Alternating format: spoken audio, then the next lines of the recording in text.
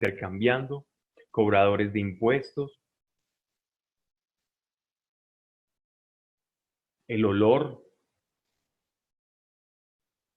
de los animales, del tráfico de especias, y estar desprevenidos en alguna acción de nuestra vida cotidiana, y de pronto aparece una figura vestida de blanco, con una indumentaria y un atuendo como de aquel que enseña, y esta persona se acerca y nos llama y nos dice que le sigamos.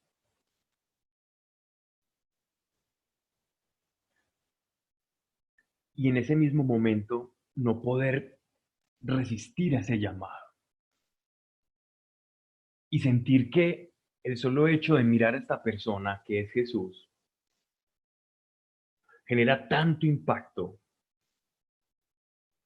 algo tan grande, que quizás algunos de los que están en ese mercado no se enteran, pero cuando Él dice nuestro nombre y nosotros nunca le habíamos visto, en ese momento quedamos prendados a Él, como si un efecto de lazo invisible, de fuerza, de polaridad, de magnetismo, nos atrajera hacia Él. Y una sensación nos acompaña como de conocerle de antes, como de una sensación de este momento yo ya lo había vivido. Y comenzamos a seguirlo. Y vemos que donde hablaba se hacen tumultos. Y comenzamos a enamorarnos de su palabra y de su enseñanza. Porque cada cosa que dice la valida con hechos, porque predica con autoridad y porque no solamente nos atrae su palabra, sino que vemos que la acción sobrenatural de Dios está sobre él. Pone sus manos sobre una persona ciega de nacimiento y esta persona recobra la vista. Y esto hace que su mensaje nos llegue aún más y nos enamoremos más de él, de este personaje enigmático.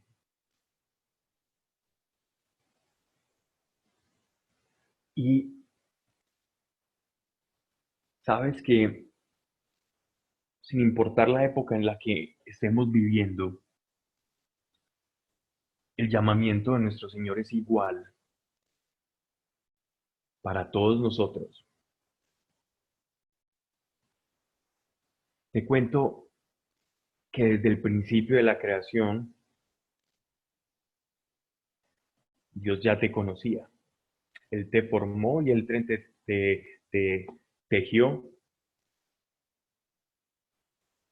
Él ya sabía cuáles iban a ser tus gustos, tus fortalezas, tus debilidades. Y eso que te hace único es lo que hace que Dios se enamore de ti. Eso que te hace diferente del otro es lo que Dios no resiste. No resiste, digo, en amor con cada uno de nosotros. Lo que te diferencia de tu hermano es lo que Dios ve irresistible en cada uno, porque no hay otro igual. Tal cual como las huellas dactilares, no hay ninguna igual. Ese es el Señor. Dios nos vio desde antes y quien nos llama es Jesucristo. Es su Hijo quien nos llama.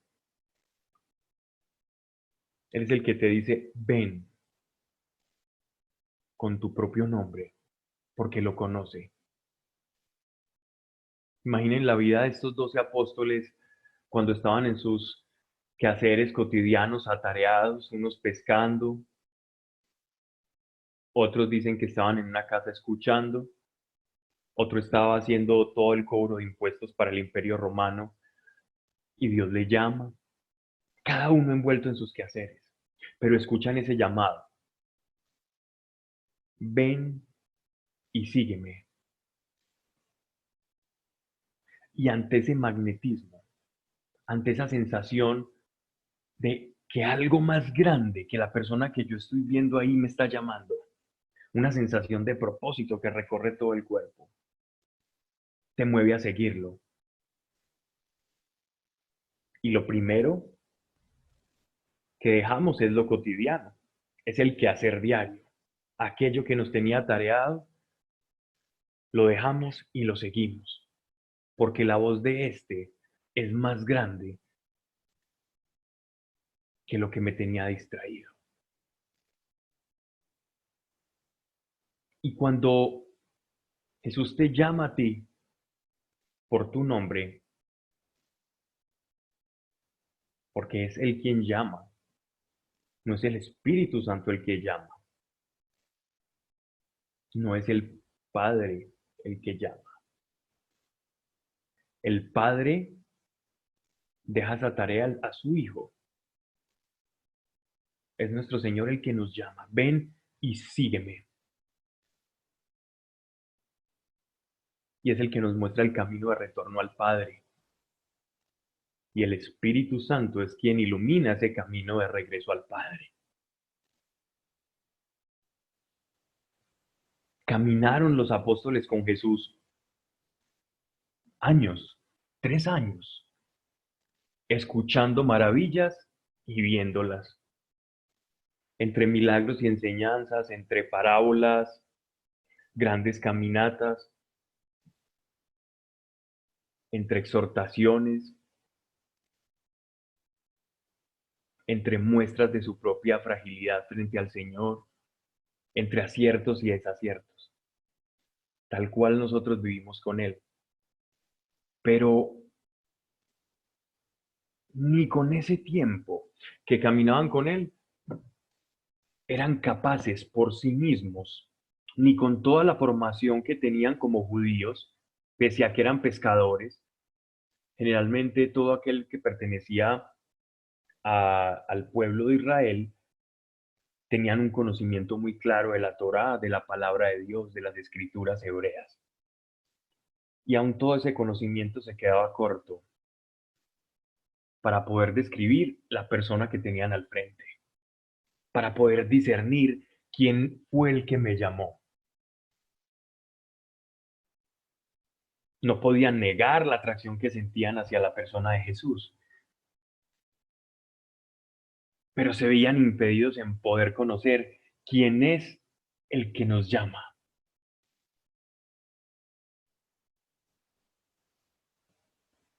Y es una tarea que poco a poco van descubriendo los apóstoles. No te sientas frustrado porque no entiendes o piensas, bueno, yo cuando pienso en la Trinidad, en quién es Jesús, quién es el Espíritu Santo, cuál es el papel del Padre, del Hijo y del Espíritu Santo, entro en completa turbación de mente y de espíritu porque no sé cuál es la realidad e intento buscar y escudriñar en las Escrituras para poder tener una claridad.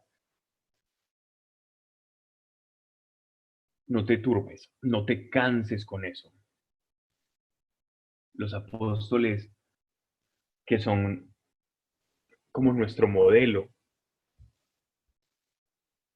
apenas y conociendo las Escrituras, alcanzaban a vislumbrar quién era aquel que los había llamado. Y nosotros que no conocíamos las Escrituras hebreas, pues yo creo que Dios puede tener un poco más de paciencia con nosotros, de entender cuál es la anchura, cuál es la grandeza de aquel que nos llamó por nuestro nombre, a que le siguiéramos. Y es de Él, de esta persona, de este Dios hombre, que vamos a hablar hoy. Este Evangelio de Juan fue uno de los últimos textos en constituirse de las Escrituras. Casi que se podría decir que es el último texto del Nuevo Testamento que nos llega a nosotros dentro de lo que conocemos como el canon. Entonces, cuando Juan escribe este evangelio, presumiblemente en la isla de Patmos, en Grecia, que era una isla donde llevaban a las personas eh, del exilio, ya la visión y la claridad de la persona de Jesucristo en el apóstol anciano, un hombre ya pasados los 90 años de edad, nos deja un tesoro y una riqueza de aquel que lo había llamado, de un entendimiento profundo de quién fue ese día que estábamos con Juan Bautista y que escuchamos, ven y síguenos. Ahora sé quién fue el que me llamó.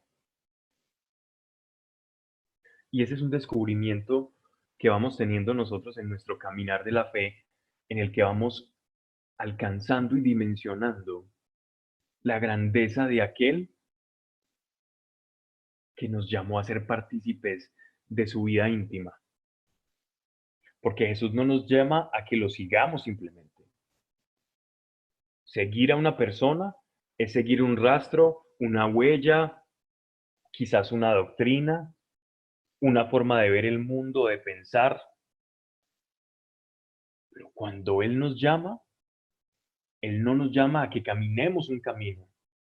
Él nos llama a que participemos de su vida íntima, a que nos unamos a Él en espíritu. Es un pacto espiritual, es una unión con nosotros. Él nos llama a ser uno con Él. Y esa es la grandeza de ese llamado. Pero para poder entender esa grandeza de quién estoy llamado a ser, debo entender quién es aquel que me llama. Para saber cuál es la altura a la que estoy llamado, cuál es el propósito. Y esta es la revelación que Dios, a través de toda la experiencia que vivió el apóstol Juan, queda condensado en estas palabras, las cuales se conocen como el prólogo de Juan. Y sin más, un poco preámbulo, quería un poco como introducirlos a que tú te identifiques con esto. No quiero que leamos este texto como un texto muy profundo que me puede inspirar abstracciones filosóficas. No, no, no, nada de eso. Que nos acerquemos a este texto sabiendo y dimensionando que aquel del que vamos a hablar te llamó a ti con tu nombre. Él mismo te llamó. ¿Y cómo vamos a responder nosotros a ese llamado? Y dice en el Evangelio según el apóstol Juan, dice, al principio era el verbo, y el verbo estaba en Dios, y el verbo era Dios.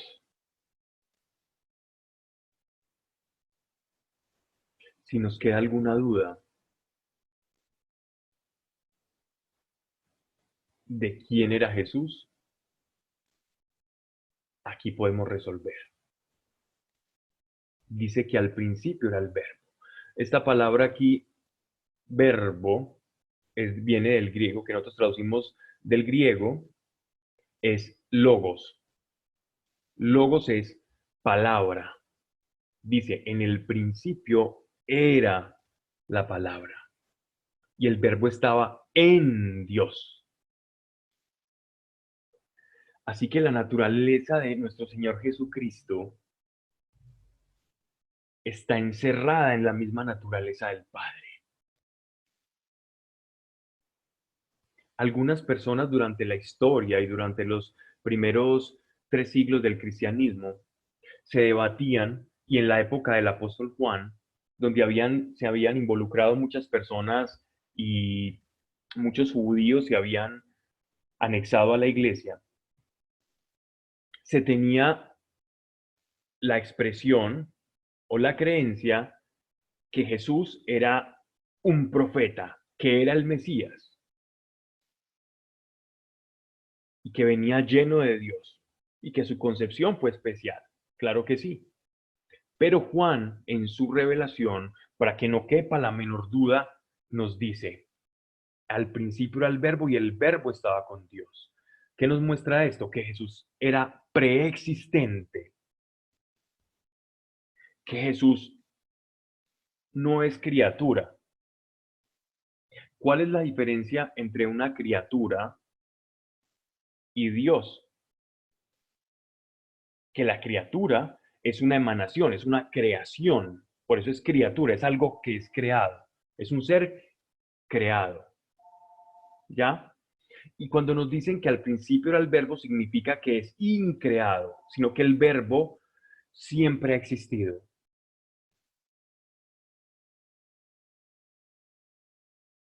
Y aparte de que existía, estaba encerrado. Su naturaleza estaba encerrada en Dios, hacía parte de Dios, no que fuera algo diferente, sino que compartían una misma naturaleza. Y el verbo era Dios.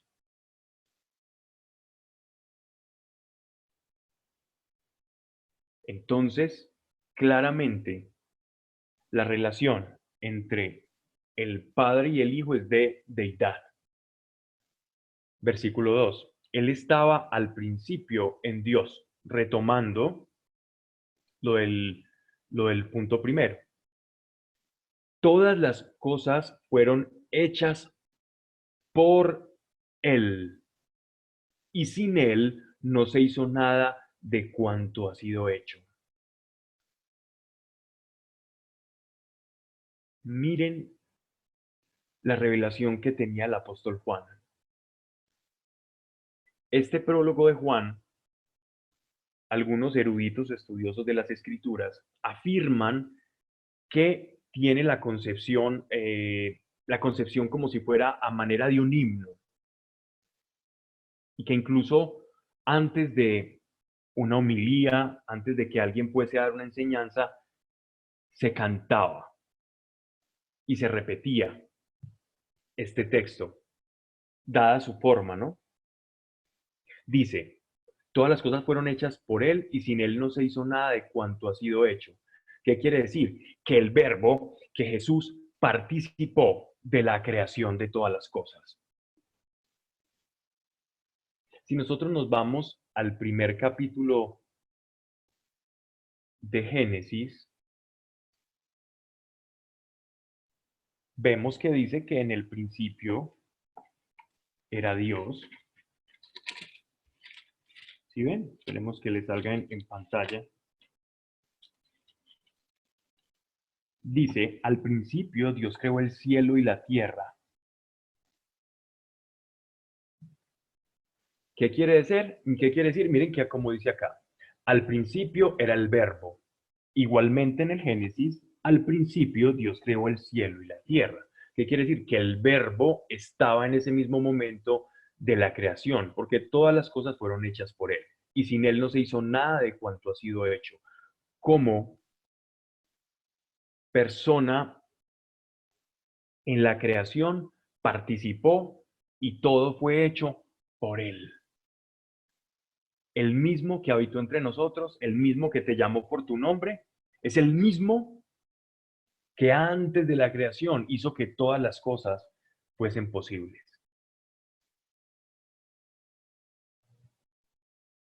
En él estaba la vida y la vida era la luz de los hombres. Hay algo muy interesante y es que para los judíos la Torá, o sea, la palabra de Dios, era casi como si fuese una entidad viva. Y poco a poco también se fue adoptando que la sabiduría que nosotros leemos en Proverbios es como si la sabiduría también fuera como una especie de identidad, como si tuviese una identidad propia, una personalidad. Se personificaba tanto a la palabra de Dios como a la sabiduría, pero ellos eran tan cuidadosos de no parecer politeístas y permanecer completamente monoteístas, entonces buscaban cómo intentar que esa personificación de la sabiduría no se les convirtiera en la adoración de la misma. Entonces me gustaría, aparte de este primer capítulo de Génesis, que nos vamos a Proverbios capítulo 8 del verso 27 al 30, y yo lo voy a ir leyendo acá en un momento.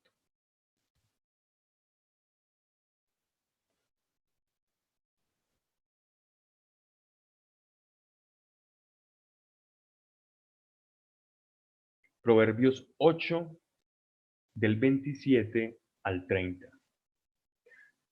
Cuando asentó los cielos, allí estaba yo. Cuando trazó un círculo sobre la faz del abismo. Cuando arriba condensó las nubes. Cuando afianzó las fuentes del abismo. Cuando al mar dio su precepto.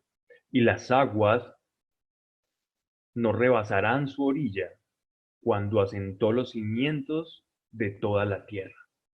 Yo estaba allí como arquitecto, y era yo todos los días su delicia, jugando en su presencia en todo tiempo.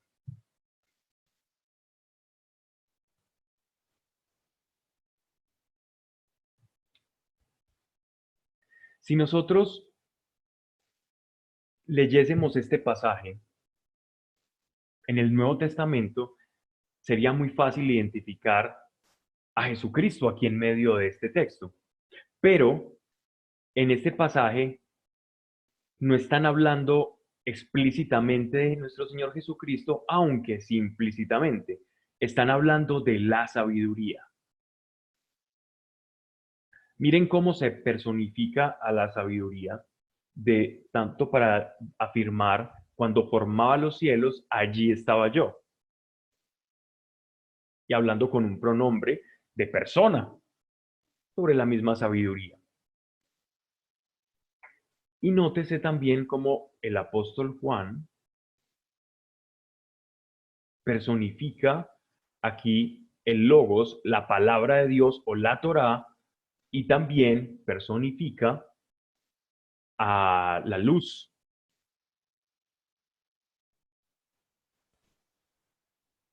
En él estaba la vida y la vida era la luz de los hombres. Prólogo de Juan, versículo 4. 5. La luz luce en las tinieblas. Lámpara es a mis pies tu palabra y alumbrará mi camino. La luz es la palabra, pero las tinieblas no la abrazaron. ¿Saben? Ya aquí empieza a mostrarse en este prólogo la construcción del prólogo. Miren, en principio, la relación de ese verbo con Dios, con su Padre, la relación del Hijo con el Padre. ¿Cómo es la relación de Jesús con el Padre? Él está en Dios, Él es Dios, todas las cosas fueron hechas por Él. En la relación perfecta de Dios con el Padre, Él es un partícipe del acto creativo. Nuestro Señor Jesucristo, el Verbo, existía antes de que todas las cosas fueran hechas. Y no es creación de Dios. Jesús no es una criatura. Jesús siempre ha existido con el Padre. Y esto le da mucho más poder al Señor de lo que nosotros nos imaginamos. Y miren, devolviéndonos un poco a lo que les hablaba al principio, al ejercicio que estábamos haciendo, cómo era de complejo para ellos viendo un ser de carne y hueso, haciendo tales prodigios, hablando como hablaba, haciendo que los muertos resucitaran. Para ellos que fueron enseñados en ese judaísmo en el que al hombre hay que despreciarlo y a Dios hay que darle todo honor y gloria, y ver a este hombre que se parecía tanto a Dios. Qué problema existencial el que tuvieron los discípulos. Y no hay creyente que no pase por este dilema. No hay creyente que no tenga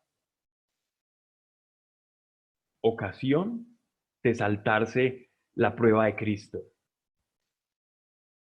¿Y cuál es la prueba de Cristo? Saber quién es Él dentro del todo el plano de la creación. Y semejante poder, ¿para qué me llamó a mí? Esa es, y en esto se resume, toda nuestra tarea como iglesia. ¿Quién es Él y para qué me llamó? Y ahí vamos a descubrir un misterio mucho más profundo, misterio del cual nos habla el apóstol Pablo, cuando dice, y así conoceré en aquel entonces, en aquel día, cómo soy amado, por qué soy llamado. Cuán ancho y profundo es el amor de Dios.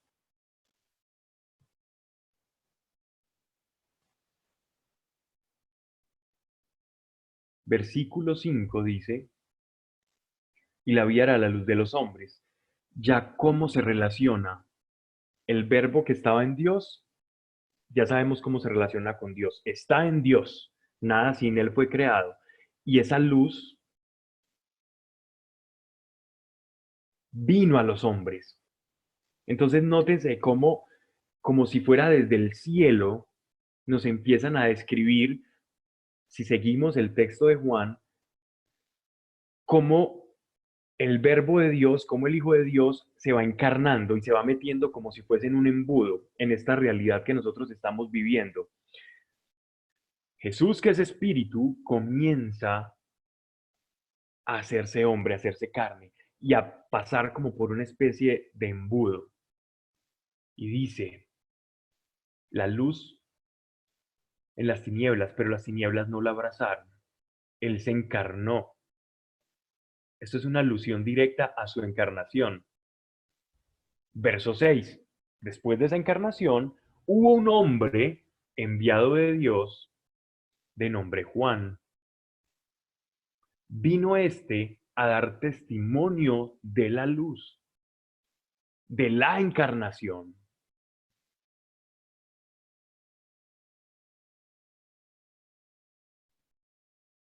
Nótese que Juan Bautista no tenía la revelación plena de quién era aquel incluso a quien estaba anunciando.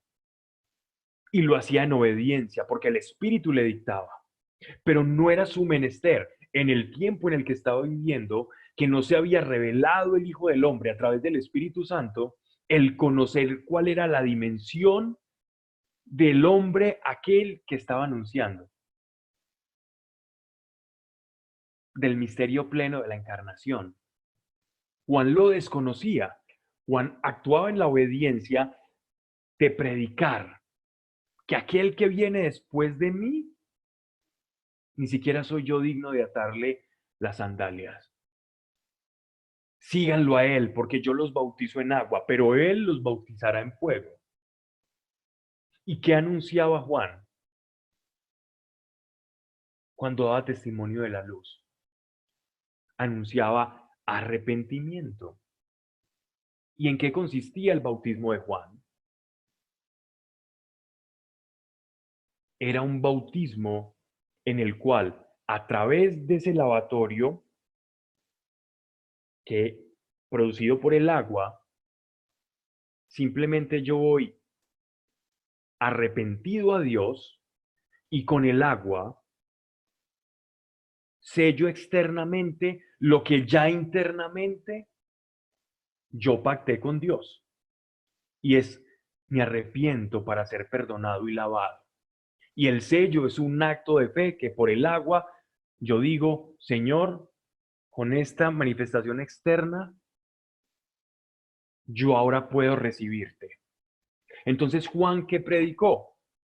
Predicó, límpiense todos para que puedan escuchar al rey. Y cuando el rey, la luz que se hizo embudo y se manifestó a los hombres y se encarnó, que estaba en Dios, que jugaba en Dios, que participaba en la creación con Dios, vino a los hombres a hacerse uno de nosotros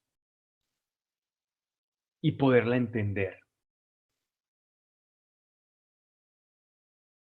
El bautismo de Juan tenía el propósito de preparar los corazones, limpiar los oídos, limpiar los ojos, para que cuando ese hombre pasara por medio de ese mercadito en el que estábamos nosotros, zambullidos en nuestros quehaceres cotidianos, y nos dijera, Andrés, Pablo, Manuela, Adriana, yo pudiese sentir aquel magnetismo que los apóstoles y los discípulos también sintieron.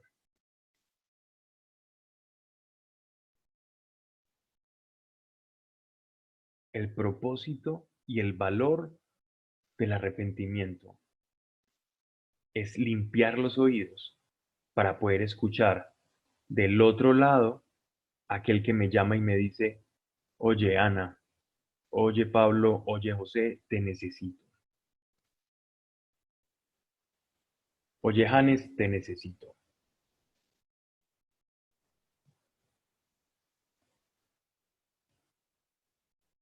Por eso, a veces llegamos al Evangelio a través de situaciones dolorosas de nuestra vida. O generalmente un testimonio va cargado de una cantidad de dolor, de sufrimiento, de errores, de frustración, de ir en un camino equivocado, errático. Pero gracias precisamente a que hemos probado el error en la vida, pudimos arrepentirnos y decir, esto no me está llevando a ningún lado. Y en esa medida tuvimos un bautismo de arrepentimiento, que cuando escuchamos, ven, sígueme, sentimos ese magnetismo. Y eso tiene un valor muy grande. ¿Y saben cuál es el valor de haber sido llamados y escuchados? Que éramos ovejas de otro pastor y pasamos a ser ovejas de su rebaño. Y él nos dice que es el buen pastor. Imagínate tú, si tu pastor es el Señor de señores, el que estaba antes de que todas las cosas fueran creadas y que sin él nada se creó, te llama a ti y dice, yo soy tu pastor. Entonces, ¿a qué temeré? ¿Cuál es mi preocupación? ¿Mm? Creo que nuestra preocupación debería ser, Señor, ayúdame a conocerte más. Ayúdame a estar más contigo para conocerte y saber que eres bueno. Escuchar más tu palabra y no la del mundo. Ayúdame a escuchar tu voz para que cuando me esté descarriando el redil pueda retornar el curso. Cuando esté a punto de llegar a un despeñadero, tú eres buen pastor, sé que me vas a salvar del lobo en el día malo. Y eso es lo que hace nuestro Señor. Es el valor del bautismo de arrepentimiento que nos faculta para escuchar su voz y para limpiarnos. Entonces dice, vino a dar testimonio de la luz para testificar como testigo. Un testigo es aquel que habla en virtud de lo que vio, de lo que escuchó. en última instancia, de todo aquello que presenció. Y eso lo faculta para poder ser veraz. Un testigo veraz es aquel que transmite lo que vio, lo que escuchó. Y él escuchó de Dios, él vio de Dios quién era aquel que iba a venir. Y fue obediente a eso. Alguien superior a mí. Y ese es quien voy a predicar. Pero su revelación llegó hasta allí. Para testificar de ella y que todos creyeran por él. No era él la luz. No era Juan la luz. Juan Bautista. Sino que vino a dar testimonio de la luz. Miren cómo el apóstol Juan se toma aquí un momento en explicarnos para dejar completamente en claridad que Juan Bautista era testigo de la luz y que nosotros también somos testigos de la luz, pero no somos la luz. Por eso cuando nosotros damos un testimonio, testigos de, somos o nos hacemos testigos de la obra de Dios en nosotros. No somos nosotros los protagonistas de nuestra propia historia, ni estamos enalteciendo, levantando un nombre, porque generalmente los testimonios van acompañados de una cantidad de cosas erráticas, caminos que nos llevaban a la destrucción, y realmente somos testigos de lo que Dios hace en ti y en mí. Eso es un testimonio y esto es lo que vino a hacer Juan.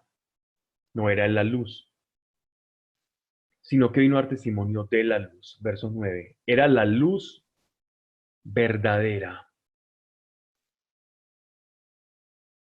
Luz que viniendo a este mundo ilumina a todo hombre. Él era la luz verdadera. Si yo enfatizo en que existe una luz verdadera, es porque existen también falsificaciones. Que nadie nos engañe. Si hay un Cristo, es porque hay falsos Cristos. Si hay un Cristo verdadero, es porque vendrán Cristos falsos. Si en la palabra nos dicen que hay una luz verdadera, es porque hay otros que pretenden ser esa luz. Pretenden también confundirnos. Que viniendo a este mundo ilumina a todo hombre. Verso 10.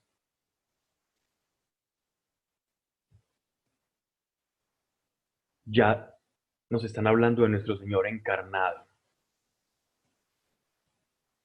Y por él fue hecho el mundo, pero el mundo no le conoció. Vino a los suyos, pero los suyos no le conocieron.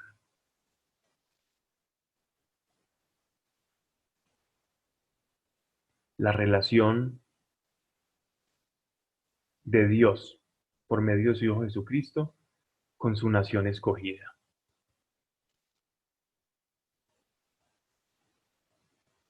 Cuando yo no tengo mis oídos limpios, hablando en la dimensión espiritual, obviamente, cuando yo estoy ciego por mi razón, por mi capricho, por mi formación, y no he alcanzado un verdadero arrepentimiento, puedo escuchar el llamado del Señor, así como lo escucharon predicar muchos de los que no se hicieron sus discípulos, sino que se hicieron detractores cuando nuestro Señor estuvo predicando. Sabemos que no todos lo siguieron. Lo siguieron multitudes, pero no todos le siguieron. Incluso recuerden cuando Jesús estuvo entre los suyos, en su propia tierra. Y dice que Jesús no hizo milagros allí, hizo muy pocos milagros allí, porque no creían.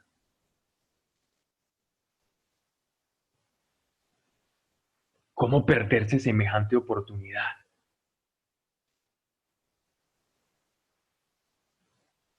¿Cómo perderse semejante oportunidad? Dios caminando entre nosotros. ¿Y cuántas veces el Señor ha estado caminando entre nosotros y nos ha estado hablando?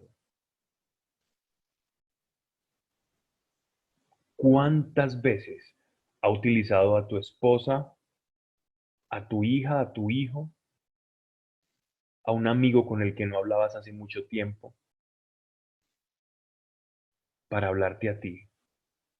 Porque si Dios utilizó una burra, utiliza cualquier cantidad de burros. Si Dios utiliza cualquier circunstancia para hablarnos, pero no tenemos muchas veces en nuestro corazón, en nuestros oídos, la limpieza para entender cuándo nos está llamando, para entender hacia dónde nos está diciendo que vayamos. Les voy a contar algunas de las cosas con las que se tiene que enfrentar nuestro Señor Jesucristo con cada uno de nosotros, porque Él es el buen pastor. Muchas veces Jesús te está hablando, y me ha pasado, que me viene hablando algo y yo estoy repitiéndome, es que yo no puedo, es que yo todavía estoy debiendo en esto, es que eso es todavía mucho para mí, es que otros saben más, pero yo no sé.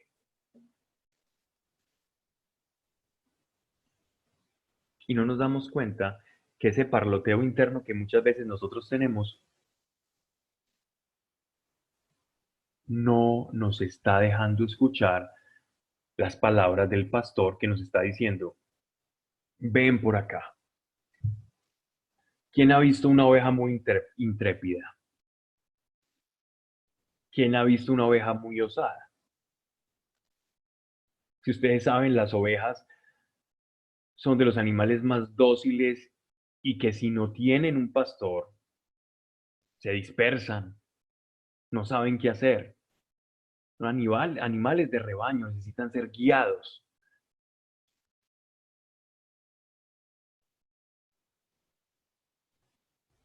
Dios quiere hablarnos. Jesús quiere hablarte al corazón todo el tiempo, pero se tiene que enfrentar a nuestro parloteo interior que no nos permite escucharlo, que no nos permite saber que nos está diciendo, ve por aquí, mira, esto que me has pedido, esto que me has dicho de esta persona, ya tienes la respuesta. Ven, sígueme por acá. Ven, no me pidas lo mismo. Ya estoy al tanto de esto. Ven, necesito que hagas tú esto y en el transcurso yo te daré aquello. Y cómo nosotros entorpecemos la obra del pastor todo el tiempo con ese parloteo insulso que no nos conviene, hablándonos todo el tiempo de nuestras incapacidades, de nuestra impotencia, de aquello que no tenemos. Pero la oveja no tiene nada.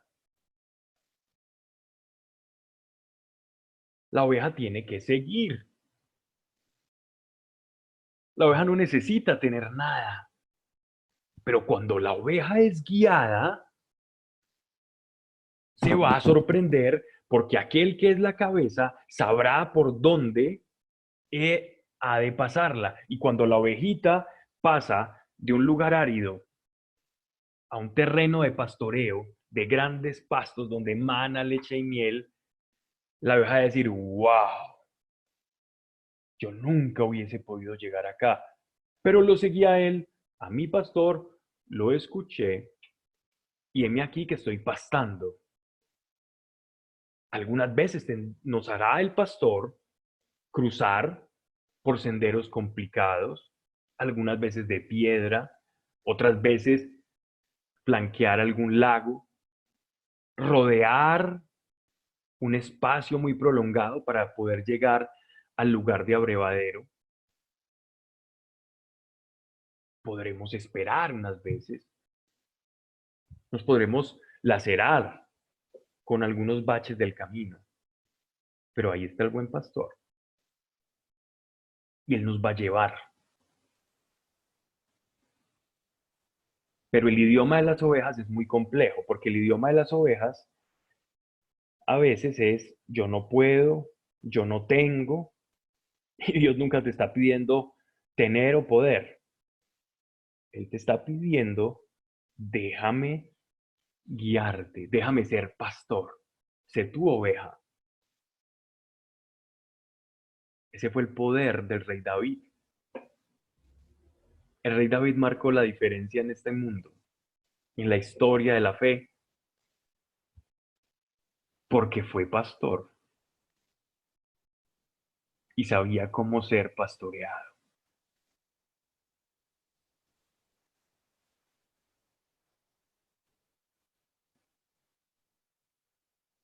No tenemos que tener nada. ¿Qué le podemos ofrecer al pastor?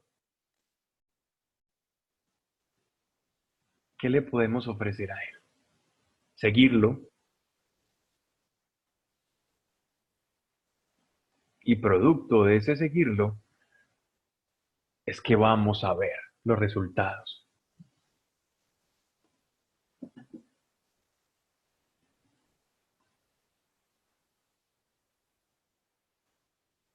Y por él fue hecho el mundo, pero el mundo no le conoció. Vino a los suyos, pero los suyos no le conocieron. El pastor llegó a su rebaño y su rebaño no le conoció. Mas a cuantos le recibieron, dióles poder de venir a ser hijos, hijos de Dios, a aquellos que creen en su nombre, ovejas de otro rebaño. Escucharon y vieron que aquellas ovejas estaban despreciando a semejante pastor y le siguieron.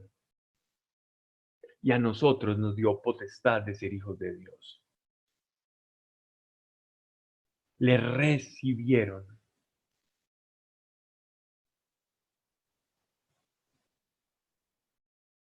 ¿Sabes por qué está escrito acá de esta forma?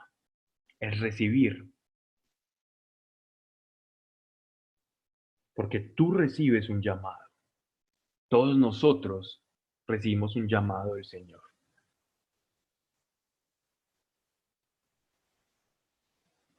Por eso se nos habla de aquellos que recibieron.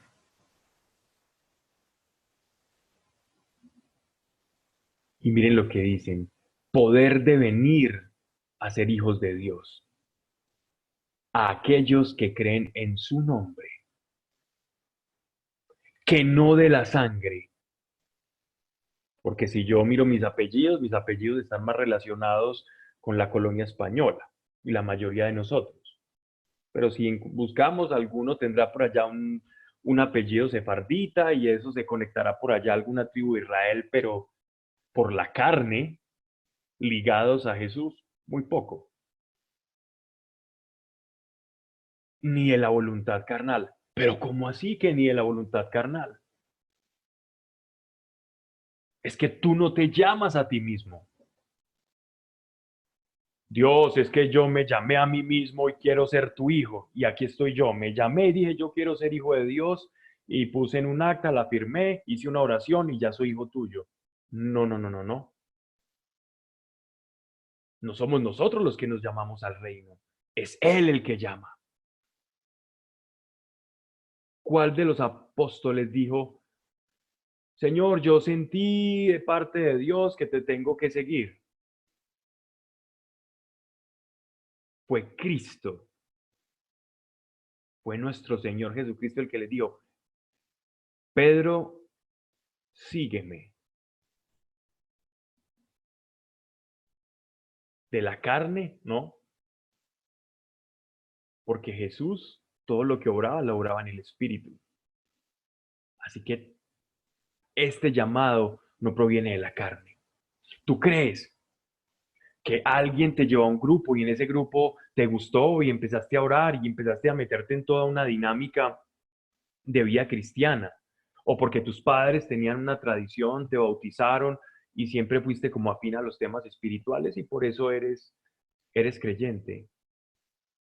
Por toda esa casuística, por esa cadena causal, nos convertimos en creyentes, ¿no? Ni de voluntad carnal, ni de voluntad de hombre, sino de Dios son nacidos.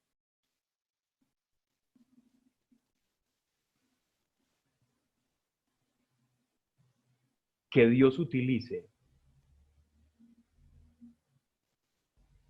tal cual somos, medios de carne y hueso, no significa que el llamado que Dios te hizo sea un llamado de la carne, o que por casualidad yo llegué a las cosas de Dios. Nadie llega por casualidad a las cosas de Dios. Es más, nadie conoce a su hijo si no es porque el Padre revela al Hijo.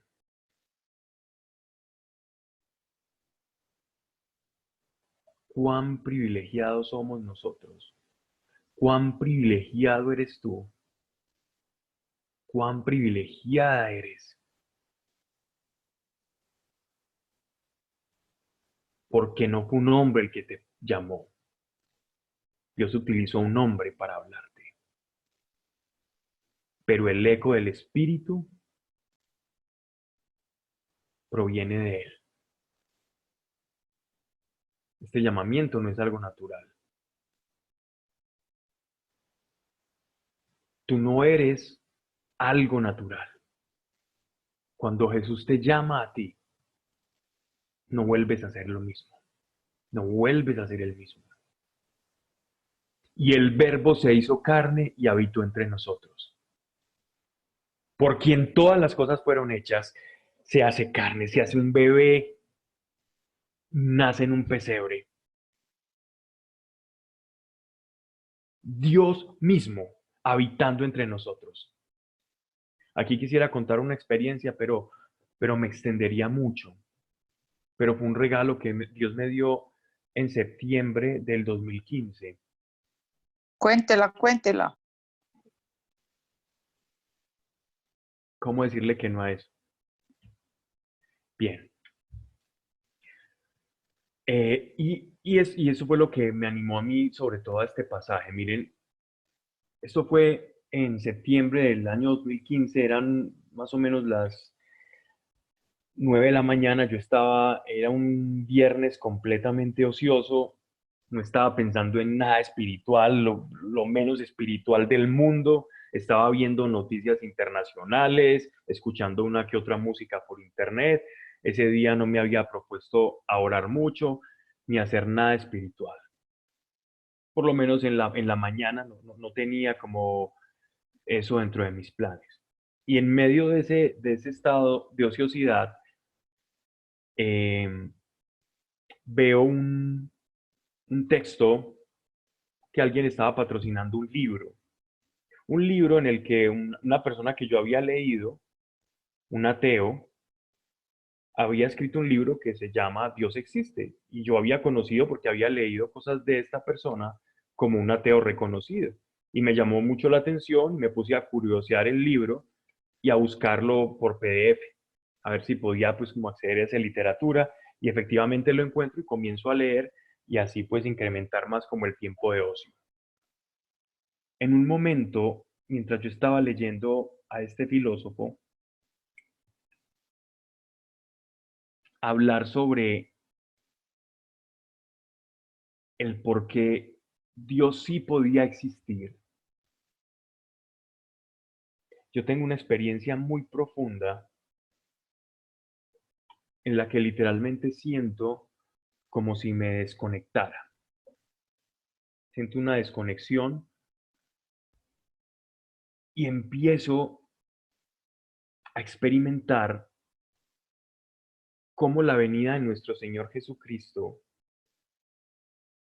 es una manera en la que Dios o el Mesías o la persona de Jesús es una forma en la que Dios mismo nos está tocando a todos nosotros. Dios crea todas las reglas de juego, toda su creación, como si fuera un ajedrez. Y el mismo, el Verbo Jesucristo, que es el mismo, se hace hombre, se mete dentro del ajedrez, se hace una ficha del ajedrez y nos dice, aquí estoy, ustedes no están solos. Y el mismo que creó todas las reglas, se hace regla en sí mismo y se hace pequeño, como uno más de su creación. Y más o menos de esa manera yo puedo explicar, aunque fue mucho más profundo, la manera de esta encarnación. Y yo estaba tan emocionado en ese momento porque yo empecé a sentir la presencia del Espíritu Santo y yo empecé a cantar y el ocioso que no estaba pensando en nada espiritual pasó a ser, porque Dios lo tocó en ese momento, el más espiritual del mundo y a cantarle y a decirle a Dios qué feliz era, porque había podido entender algo de una manera demasiado sencilla como suele hacerlo él. De la emoción, yo no sé por qué no era capaz de contener esa emoción y me voy a acostar tipo 11:30 de la mañana. Yo suelo leer muy rápido, entonces me leo este libro muy rápido, me voy a acostarme porque no podía contener la emoción y la felicidad del amor de Dios, de cómo la persona de Jesús realmente era Dios habitando entre nosotros. Dios habitando entre nosotros y con nosotros. Y que nadie puede decir que Dios dejó abandonado este mundo. Es más, nos demostró tal grado de compromiso que padeció todo lo que un ser humano puede padecer. Dios mismo, sintiendo por cada uno de nosotros y tomando nuestras iniquidades, nuestras faltas, nuestros pecados, los más pequeños y los más grandes, los más vergonzosos y los que se pueden comunicar más fácilmente, cada uno lo tomó. Y ahí dormido, yo comienzo a tener una visión con los ojos cerrados. Tenía mis ojos cerrados y veía como unas letras en hebreo que pasaban de derecha a izquierda. Yo conozco algo de hebreo, entonces más o menos traduje, pero no entendía muy bien y me fui a buscar por internet y resulta que encuentro un himno que cantaban los judíos hacía mucho tiempo. Y era muy lindo porque el himno más o menos traduce esto. El alma, Dios la creó dentro del hombre. El alma que Dios creó dentro del hombre, esa alma es pura y Dios la creó. Y ellos cantan esto desde hace mucho tiempo para recordar que nuestro espíritu viene de Dios. Y yo estaba tan feliz al ver todo esto y inmerso en toda esta experiencia. Y yo voy, tomo la Biblia y voy a empezar a leer algo y me topo con el prólogo de Juan. Y el verbo de Dios se hizo carne y habitó entre nosotros. ¡Wow! El verbo de Dios se hizo carne y habitó entre nosotros. Y hemos visto su gloria, gloria como de unigénito del Padre. ¿Qué quiere decir esto? De unigénito del Padre, que es muy fácil uno poder entender como que Dios se hace hombre, pero Dios deja de ser Dios. No, no es que Jesús y Dios sean la misma persona, sino que son diferentes personas, y esto es lo que nos hablan los padres de la iglesia, y el verbo que ya estaba en Dios se encarna, es el verbo el que se encarna. El Padre sigue siendo el Padre, pero es el verbo quien se encarna. Y por eso Juan dice, y hemos visto la gloria como de unigénito del Padre, como el único que está con el Padre y ha estado con él siempre desde la eternidad, lleno de gracia y de verdad. Juan el Bautista, da testimonio de él, clamando, este es de quien os dije, el que viene detrás de mí ha pasado delante de mí, porque era primero que yo, porque era primero que yo.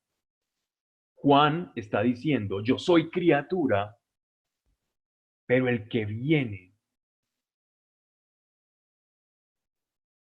era primero que yo. Pues de su plenitud recibimos todos gracia sobre gracia.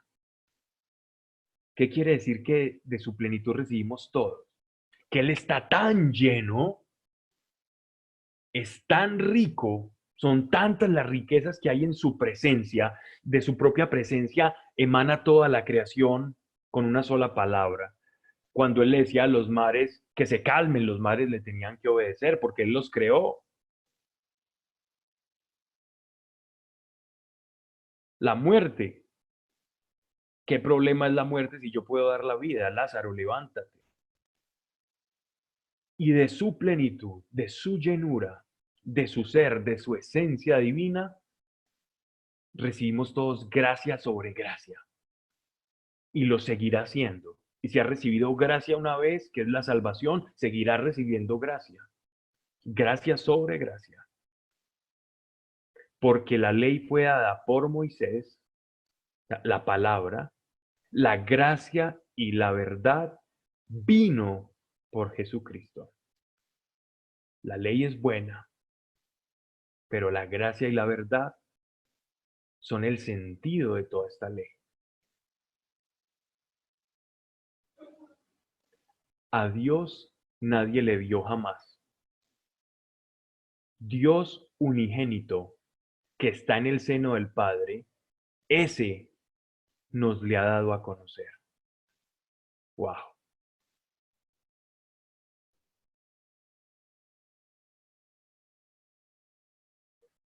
Dios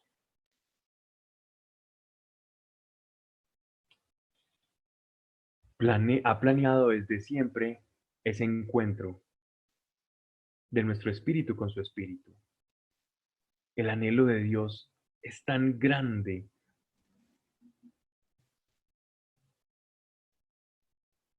porque cada uno de nosotros estemos a su lado, unidos a Él. Es tan grande, es un deseo tan fuerte. Y saben, Dios Padre le dice a Dios Hijo, oye, mira, ¿ves esta persona? Y Dios Hijo le dice, sí, claro que la veo, yo le conozco. Pablo, Andrés, Juan, llámalo y tráelo, que yo quiero estar con él. Y el Hijo, unido al Padre, que hace la voluntad del Padre, que está en él,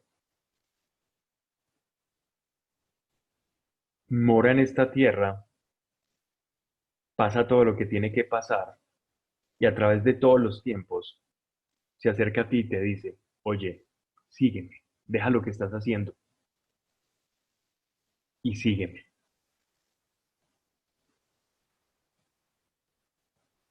¿Y todo esto para qué?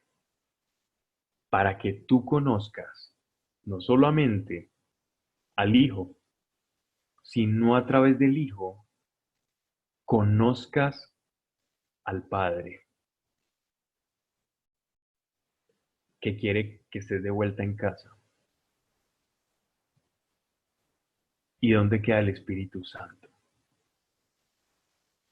Bien lo decía Manuela en estos días, el Espíritu Santo se encargará de que tú no desperdicies ese llamado y que sepas, que entiendas, que dimensiones quién es aquel que te ha llamado y que entiendas para qué te llamó. Y te va a ayudar a atender a ese llamado y te va a tomar de la mano y te va a enseñar como un tutor. Y si tú caes, Él te va a consolar. Si tú te arrepientes, Él traerá lo que el Hijo ganó en su encarnación para que tú puedas vivir la gracia sobre gracia. Y va a ser que el llamado del Padre y que la sangre de Jesucristo no haya caído en vano sobre ti. Y el Espíritu Santo tiene mucho trabajo con nosotros. Tú puedes escuchar al Padre, al Hijo y puedes escuchar al Espíritu Santo. No nos distraigamos. Qué bueno poder llegar a tener una revelación de por qué el Señor nos llamó. Y mientras tanto, así como los apóstoles, volvamos a este mercadillo de Jerusalén. Caminemos con Él, escuchémosle, leamos su palabra. ¿Para qué me llamó? Y poco a poco, si has recibido su espíritu, Él te va a ir revelando para qué te llamó en este tiempo, porque no podía ser en otro. ¿Para qué te llamó a ti?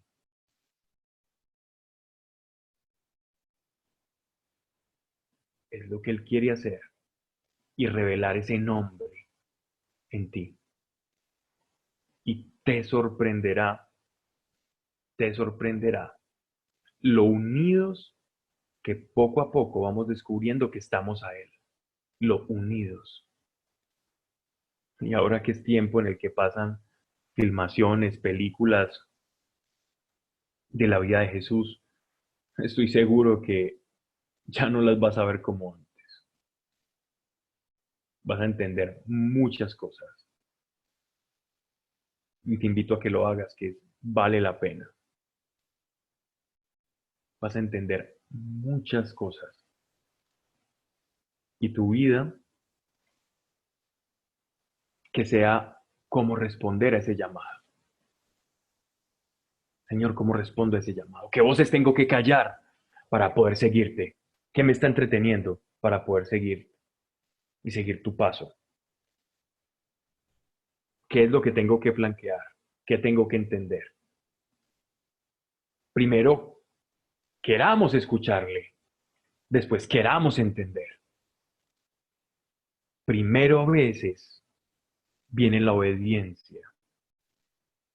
Después de la obediencia viene el entender. Caminaremos muchas veces y el pastor, yo no he visto la primera oveja que sepa el pastor por qué la está llevando por cierto camino. Que ya confía en el pastor. ¿Por qué será que nos está haciendo pasar por allí? Y la oveja diciendo, ay, no, yo quisiera dar la vuelta por aquí. Si tomo esta travesía, este camino corto, puedo llegar más rápido, creerá la oveja. Y el pastor siendo el pastor y sabiendo por dónde es que nos tiene que caminar. Y de aquí en cuando la oveja le dice al pastor, ¿a dónde es que la tiene que llevar a pastar? Fijo, llegamos donde los lobos, o los lobos disfrazados de oveja, que es peor. La obediencia, por lo general, viene primero que la comprensión. Cuando en el camino de la obediencia el pastor me lleva a los pastos, la oveja puede mirar todo el trayecto que el pastor tomó y dirá, wow, ahora entendí por dónde me trajo el pastor. Es un buen pastor. Pero primero tuve que ser obediente. Y ahora entiendo. Y ahora mi obediencia la puedo transmitir en forma de conocimiento a otra persona, a otra oveja o a otro que no sea oveja. Y mostrarle el camino que me mostró el pastor.